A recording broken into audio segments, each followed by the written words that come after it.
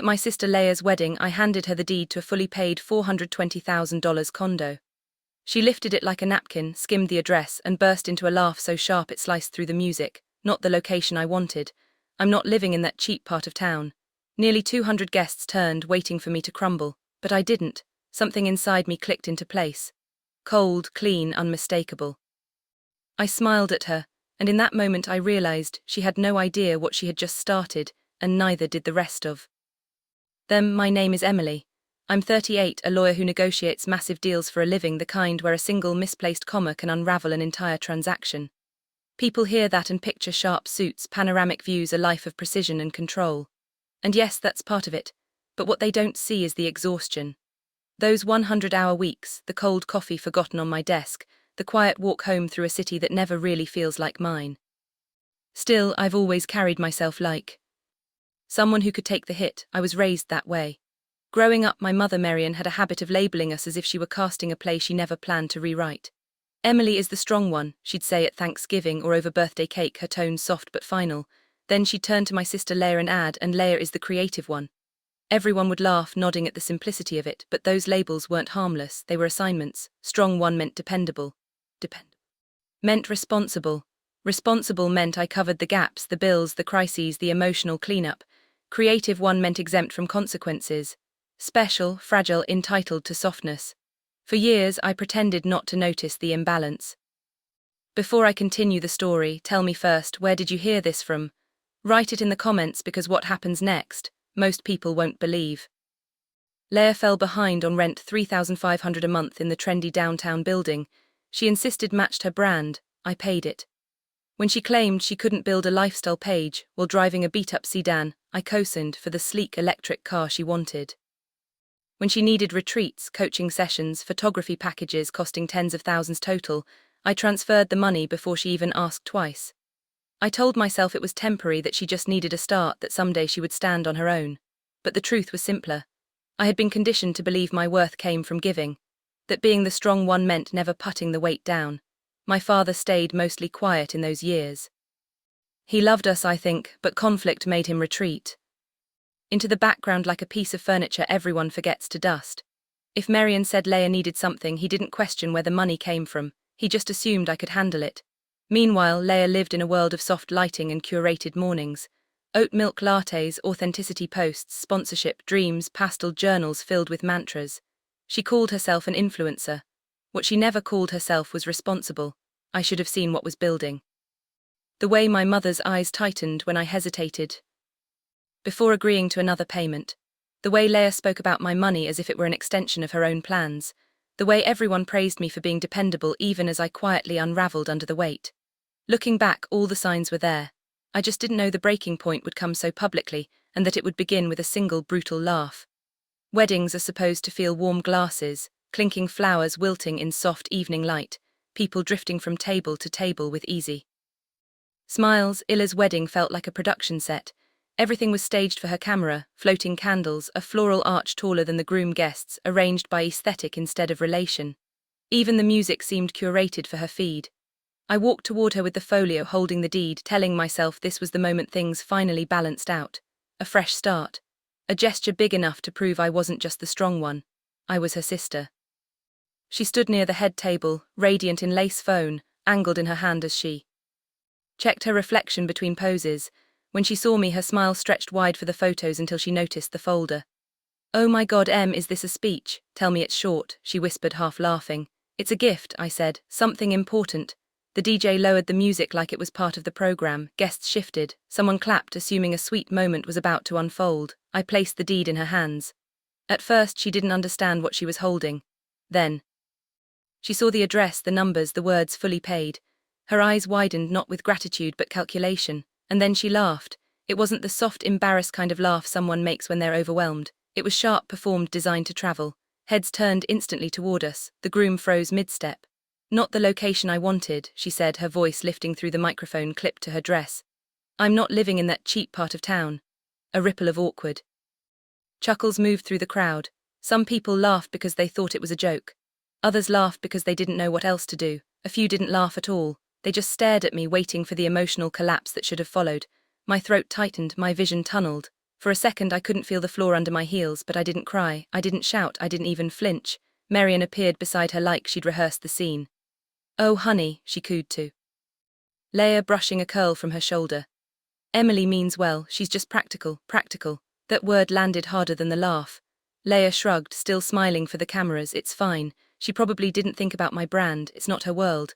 My mother nodded sympathetically as if I weren't standing 3 FT away.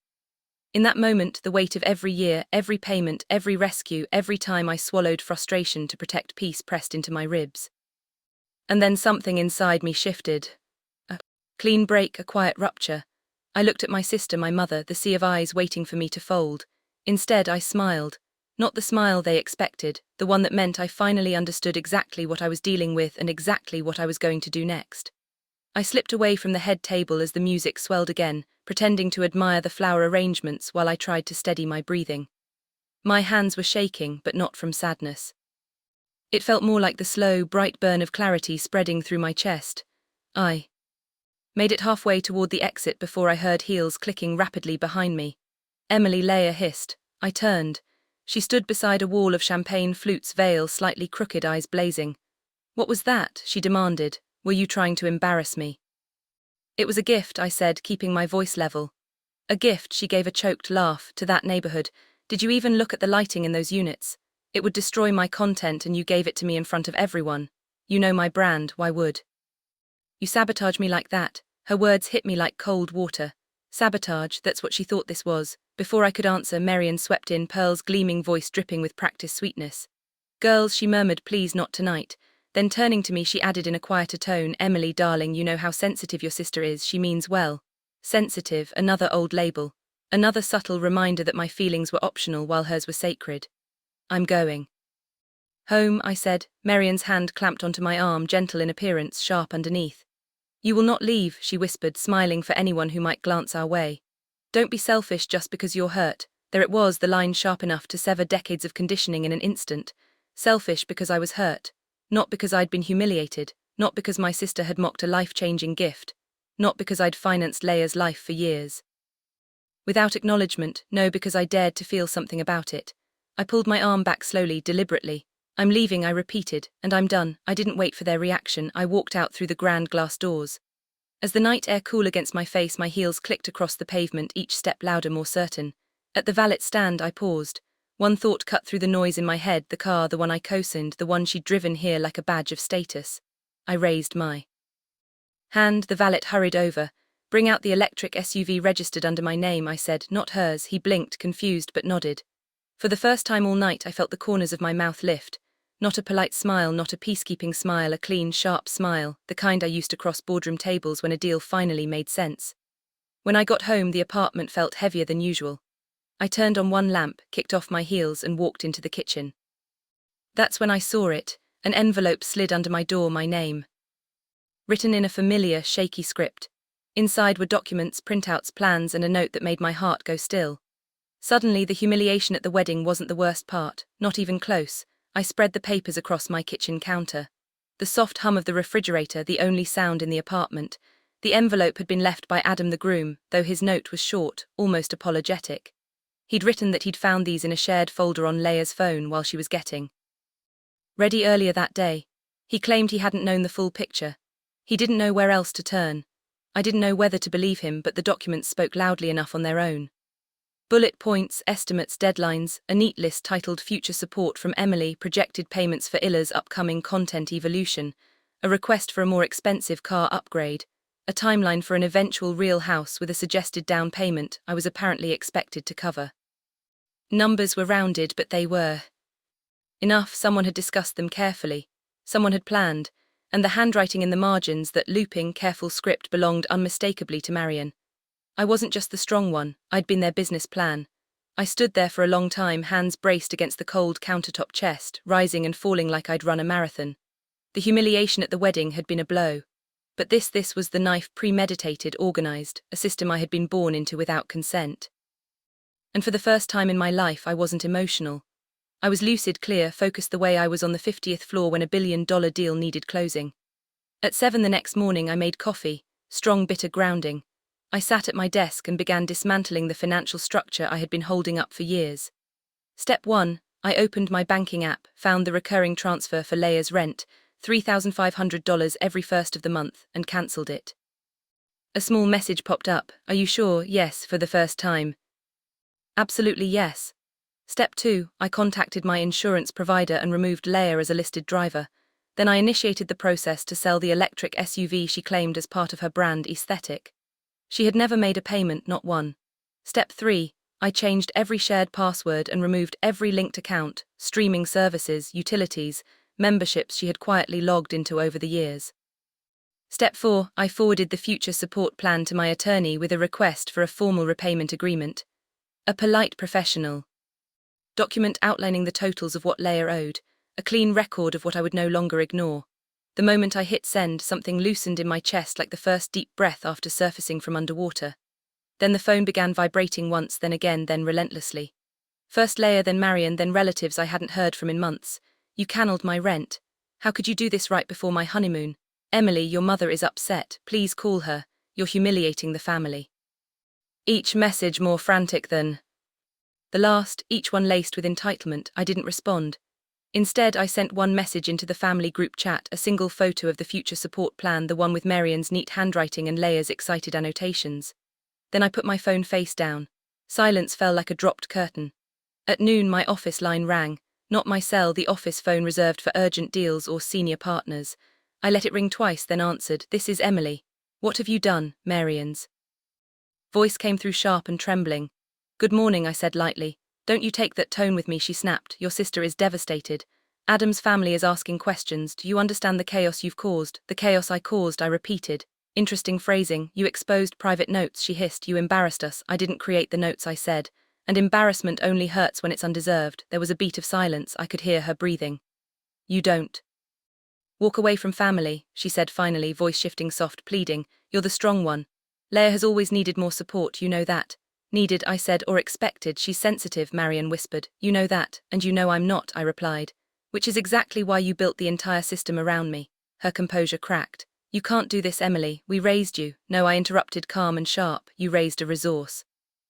You raised someone who would never say no, and now I'm saying it. She inhaled sharply like the ground had shifted beneath her. If you walk away from this, she said, voice trembling. You walk away from us. I considered her words. Once they would have gutted me. Now they held nothing but truth and freedom. I'm not walking away, I said. I'm stepping out of a role I never agreed to. There was a muffled noise, maybe a gasp, maybe a sob. You'll regret this, she whispered. No, I said, I already regret not doing it sooner. I ended the call without slamming the phone, just a quiet click, clean and final. By late afternoon, I drove to the hotel where Leia and Adam were staying before their honeymoon. She must have gotten word I was coming because she burst out the front doors, mascara, smudged hair unpinned. You can't take the car, she cried. I need it. My followers expect. I held out my hand. The keys. She shook her head, tears falling. You're cruel. No, I said, I'm done. Behind her, Adam stepped forward, guilt in his eyes. I tried to tell her, he said softly. I nodded. Take care of yourself, Adam. Leia dug through her purse with trembling hands, slapped the key fob into my palm and stumbled back as if the act physically stunned her. People watched from the lobby. Some whispered, some pretended not to look. I didn't care. I walked past all of them, keys dangling from my fingers, sunlight glinting off the metal. It didn't feel like revenge. It felt like equilibrium, like the first honest step I'd taken in years, and as the elevator doors closed behind me, I realized something else. This wasn't the end of the family I grew up with. It was the beginning of the one I chose for myself. A week later, the condo I'd gifted, then reclaimed, found new life. A colleague mentioned his daughter and her partner, both medical residents, exhausted from overnight shifts and desperate for a safe place near the hospital. I offered it to them at a lower rate than I could have asked. Their gratitude felt nothing like the demands I'd grown used to. It felt clean, human. The electric SUV sat quietly in my garage, stripped of its symbolism. I drove it on a Sunday morning, windows down, letting the air wash away the last traces of Illa's perfume. Back home, I stepped onto my balcony with a cup of coffee. For once, it was still hot. The city felt different, wider somehow, as if I had space to breathe again. I wasn't the strong one or the responsible one. I was just a woman who finally set something heavy down.